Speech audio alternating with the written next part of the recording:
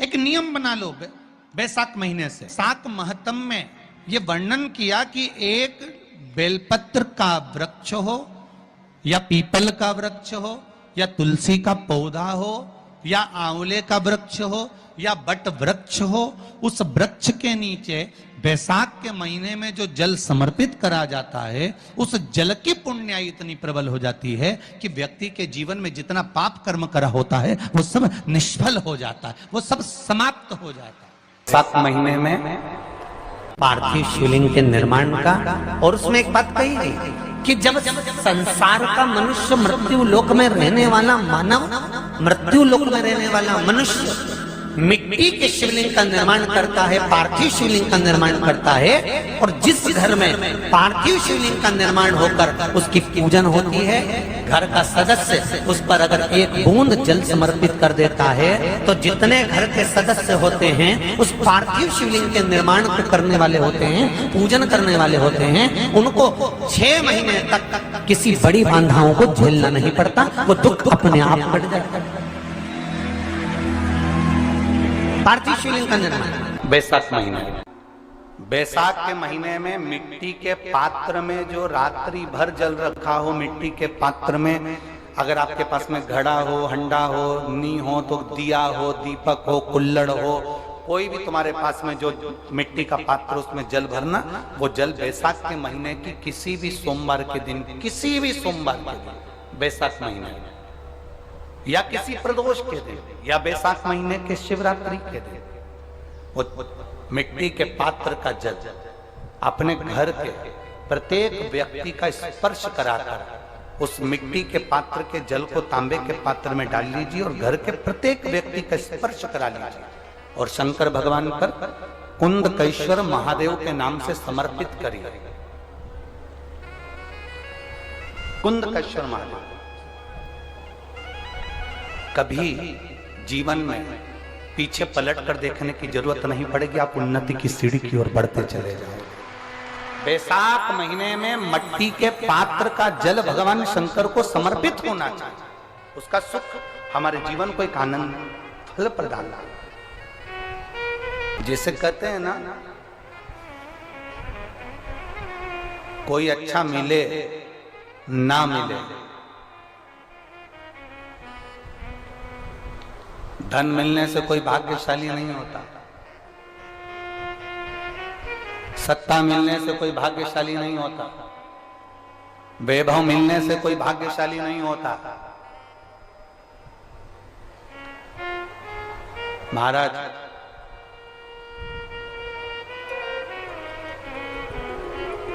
धन मिलने से कोई भाग्यशाली नहीं होता, वैभव मिलने से कोई भाग्यशाली नहीं होता, सत्ता मिलने से कोई भाग्यशाली नहीं होता, बड़ा मकान मिल जाने से कोई भाग्यशाली नहीं होता। शिव महापुराण की कथा कहती है, अगर 2 सही मिल जाएं तो तुम्हारा जीवन सफल हो जाए, एक गुरु सही मिल जाए और दूसरी घरवाली सही मिल जाए तो तुम्हारी जिंदगी स्वर्ग। दुनिया का सबसे भाग्यशाली व्यक्ति वो होता है जिसको 2 ठीक मिल गए, 2 अच्छे मिल गए, एक गुरु अच्छा मिल जाए, दूसरी जम के बोलो घरवाली अच्छी मिले। गुरु अच्छा मिलेगा तो तुम्हें स्वर्ग की सीढ़ी चढ़ा देगा और घरवाली अच्छी मिलेगी तो घर को स्वर्ग बना देगी।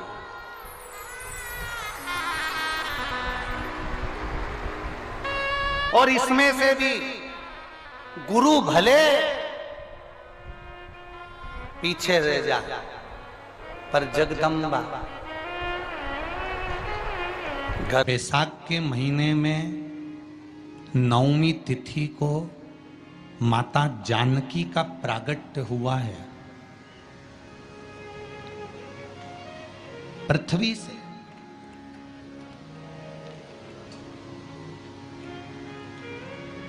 कभी एक विचार करिएगा कि नरसिंह अवतार बैसाख के महीने में हुआ, कुर्मा अवतार बैसाख के महीने में हुआ, हयग्रीव अवतार बैसाख के महीने में हुआ, परशुराम अवतार बैसाख के महीने में हुआ, माता जानकी का अवतार बैसाख के महीने में हुआ। आखिर बैसाख के महीने में, माधव महीने में इतनी महत्वता क्यों?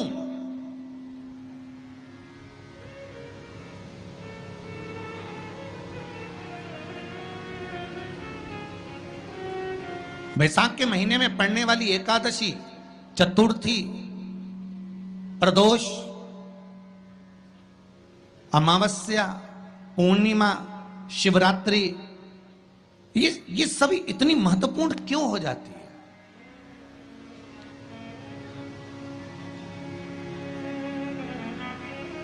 इसकी महत्वता इतनी प्रबल क्यों हो जाती है? किस लिए? क्योंकि बैसाख का जो महीना पड़ता है, सूर्य की संपूर्ण तपन, सूर्य देव अपने पूर्ण तेज के साथ में, पूर्ण तेज के साथ में मृत्यु लोक के निवासियों पर, चाहे जलचर हो, थलचर हो, वायुचर हो, चाहे जो जीव हैं, उस पर जब किरण फेंकते हैं तो संसार का जो मनुष्य है उस पर जब ताप पड़ता है तो ताप पड़ने के कारण उसके मुख से भगवान का नाम निकल ही जाता है, स्मरण नाम निकल ही जाता है। जब उसके मुख से भगवान का नाम निकलता है तो वो भगवान की शरणागति खुद ग्रहण कर लेता है स्वयं।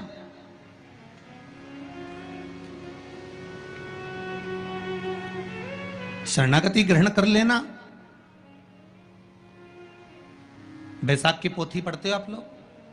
आप में से अगर कोई पढ़ता हो बैसाख महीने की पोथी, तो उसमें एक वर्णन आता है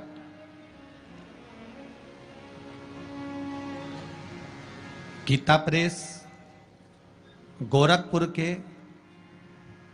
कल्याण अंक में भी आप ये पावन बैसाख चरित्र श्रवण कर सकते हैं। उसमें बैसाख महीने की पोथी में 10वें दिवस की कथा में 10वें अध्याय में एक व्याध और शंख मुनि का चरित्र आता है।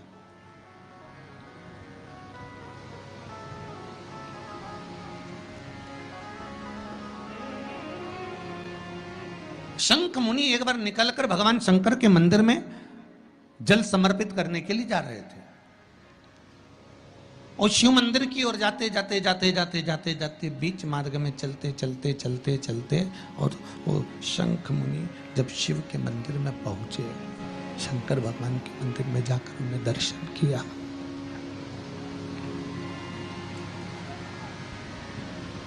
जल का पात्र उठाया और वो जल का पात्र उठाकर जब भगवान शिव को समर्पित कर रहे थे तो उसी समय जल का पात्र उठाकर जब शंकर भगवान को समर्पित करा गया और शंख मुनि निकलकर जब बाहर आ रहे थे, आते आते शंख मुनि के मन में एक भाव उत्पन्न हो गया कि जब हम भगवान शिव को कुछ वस्तु समर्पित करते हैं तो उसका फल, उसका पुण्य फल हमें कितने समय में प्राप्त होता है। ये शंख मुनि के मन में एक विचार जागृत हो गया, शंख मुनि के मन में एक भाव जागृत हो गया। एक लोटा पानी जो भगवान शंकर को समर्पित करता है, मरने के बाद तुम्हारी औलाद तुम्हारा किसी पवित्र नदी में तर्पण करे ना करे, तुम्हारा शिव को दिया हुआ जल तुम्हारे खाते में पहुंच जाता। आपने जो शंकर भगवान को एक लोटा जल दिया है, शिव जी को एक लोटा पानी चढ़ाया, शंकर भगवान को एक लोटा जल समर्पित करा है, शंकर भगवान को एक लोटा जल अगर आपने दिया है तो वो आपके खाते में पहुंचेगा जरूर, ये निश्चित है, पक्का है।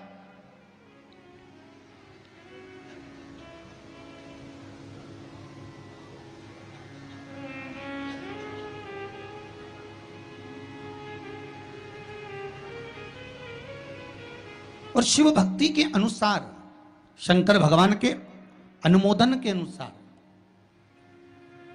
पहले भी कथा में कहा, आज फिर कह रहे हैं, आप जब शंकर भगवान को एक लोटा जल समर्पित करते हो तो वो 33 कौटि देवताओं के हिस्से में चले जाता है, एक भाग पितरों के हिस्से में चले जाता है, एक भाग आहूतों के हिस्से में चले जाता है, एक भाग वाचुकों के हिस्से में चले जाता है। आपने जो भगवान को दिया वो धीरे धीरे धीरे धीरे धीरे धीरे धीरे बढ़ता चले जाता है, भगवान के धामों में पहुंचता चले जाता है।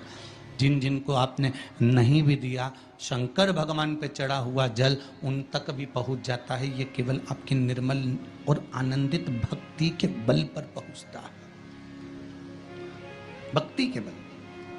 एक हरिचंदन का वर्णन आपको पहले कथा में करा है, सुना है आप लोगों ने कि नहीं सुना? तुलसी की लकड़ी जब सूख जाती है तो उस तुलसी की सूखी हुई लकड़ी को घिस कर चंदन बनाया जाता है, और उस चंदन को भगवान ठाकुर जी को, लड्डू गोपाल को, भगवान कृष्ण को, राम को या शालिग्राम भगवान को वो चंदन लगाया जाता है।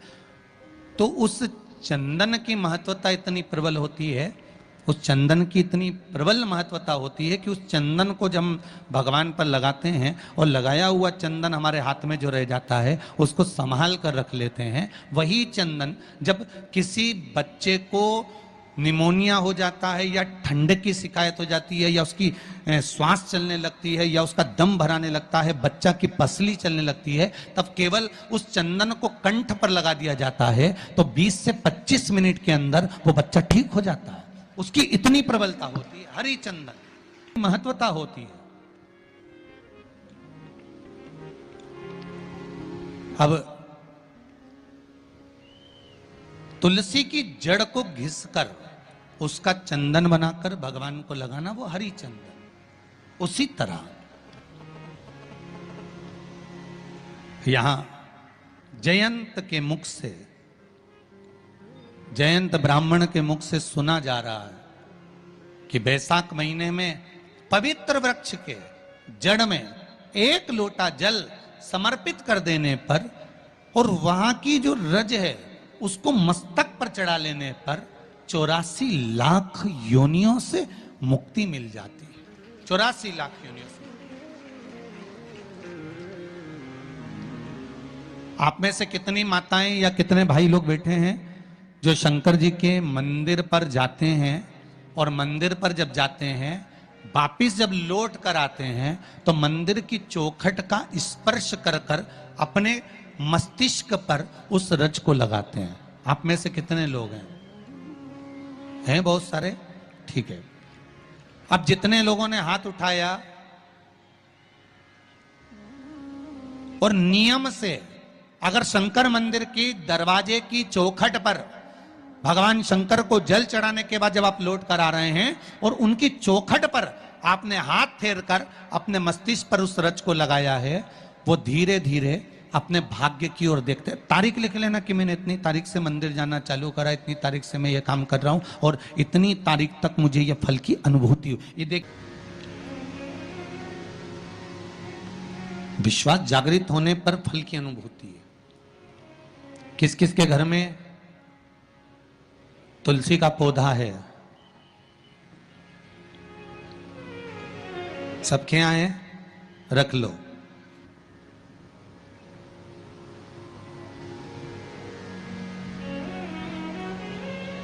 कहां लगा है? घर के अंदर कि घर के बाहर? घर के बाहर, ठीक है। दिया लगाते हो? अच्छा, कौन है वो जिस तुलसी मैया को दिया लगाते हो? कौन है वो? बोलते तो जाओ जरा जल्दी जल्दी। माता है। घर में जो सास है वो कौन है? वो भी बोलो तो जम के बोलो जरा। माता है। बैसाख का महीना चल रहा है, बहुत जोरदार गर्मी पड़ रही है, बहुत जोरदार गर्मी, खूब जोर की। तुम्हारी सास की कुर्सी घर के बाहर लगा दो।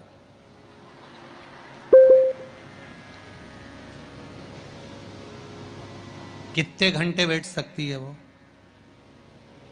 बोलो जरा, जम के बोलते जाओ।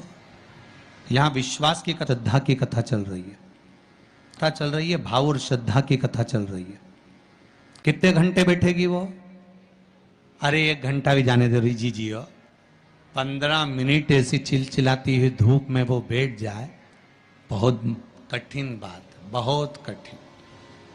तुम्हारे घर के दरवाजे पर तुलसी का क्यारा है, तुम उसको दिया लगाती हो, माता कहती हो, पूछती हो, पूजती हो। तुमने तुलसा महारानी से कहा, माँ बैसाख की गर्मी पड़ रही है, तेरे को गर्मी लग रही होगी, चल थोड़ी देर में तुझे अपने कक्ष में लेकर चलती हूँ, थोड़ी छांव में रख देती हूँ, तेरे ऊपर एक छत्र लगा देती हूँ, थोड़ा सा एक ब्लाउज का टुकड़ा पड़ा हुआ है, पीस पड़ा हुआ है, उसको मैं तेरे ऊपर डाल देती हूँ, जिससे तुझे गर्मी कम लगेगी। कभी विचार किया? पिनाया है सबने। शिव मंदिर में जाना, एक लोटा पानी चढ़ाना, शंकर को यदि एक चावल का दाना चढ़ाया, एक मूंग का दाना चढ़ाया, एक फूल की पत्ती को भी समर्पित करा, तो शिव ने उसको स्वीकार करा। शंकर भगवान पर एक बेलपत्र चढ़ाई, शिव ने उसको स्वीकार करा। अब देव तो शंकर को,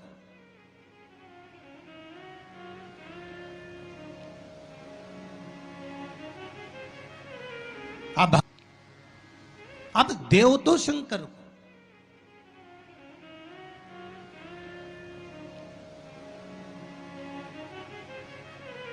आप भगवान ओघड़दानी को प्रदान तो करो।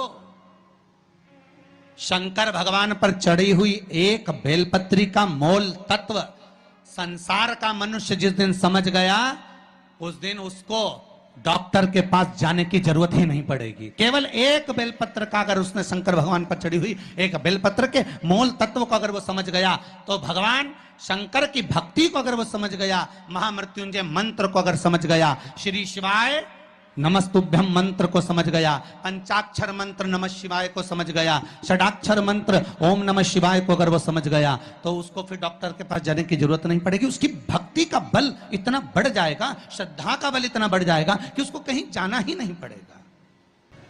एक नियम बना लो बैसाख महीने से कि शंकर भगवान पर जो बेलपत्र चढ़ी है वो औषधि का काम करती है। शिव पर चढ़ी हुई बेलपत्र मंदिर में क्यों छोड़ें? क्यों नदी में हम इसको विसर्जन करें? क्यों नदी में छोड़े हम इसको?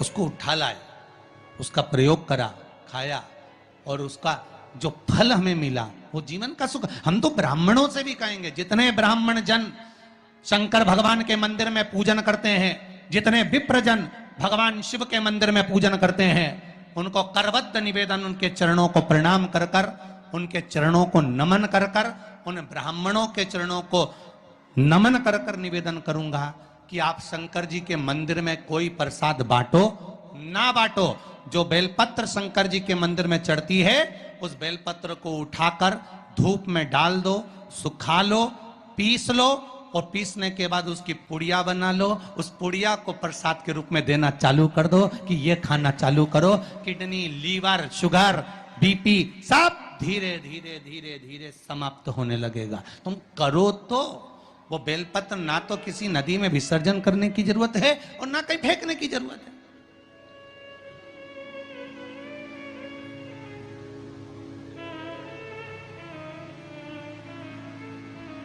प्रतिदिन भगवान को तुलसी चढ़ाते हो ना, तो रोज भगवान को तुलसी उनके भोग में चढ़ाते हो, उनके सामने चढ़ाते हो, उनके सम्मुख में ठाकुर जी के तुलसी चढ़ाते हो, उठा लाए, प्रयोग में लो, क्यों उसको विसर्जन में डालते हो?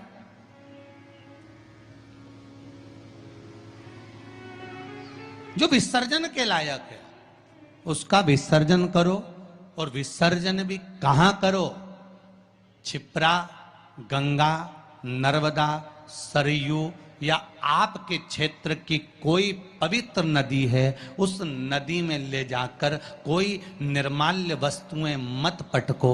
आज वैसे ही इस पृथ्वी पर जल स्तर गिरते जा रहा है, उस पवित्र जल को हमें संजोना है। जो निर्माल्य की वस्तु मिले, एकांत में किसी खेत में उसको एक खड्डे में डालकर इकट्ठा करो। जब उसकी खाद बन जाए तो जिस खेत में उसको डालोगे भगवान के प्रसाद को, वो खेत भी उज्जवल आनंद सुख प्रदान करेगा और कुछ ना कुछ अच्छा देना प्रारंभ करेगा। क्यों किसी पवित्र नदी को हम नष्ट कर रहे हैं? क्यों गंगा को हम कचरा डालकर नष्ट करें? क्यों यमुना को, सरयू को, क्षिप्रा को हम नष्ट करें? हम उसको शुद्ध बनाने का प्रयास करें, हम उसको निर्मल बनाने का प्रयास करें। अपने गांव में, नगर में जो तालाब, जो बावड़ी, जो कुएं हैं, उनको हम निर्मल बनाने का प्रयास करें। शुद्ध बनाइए।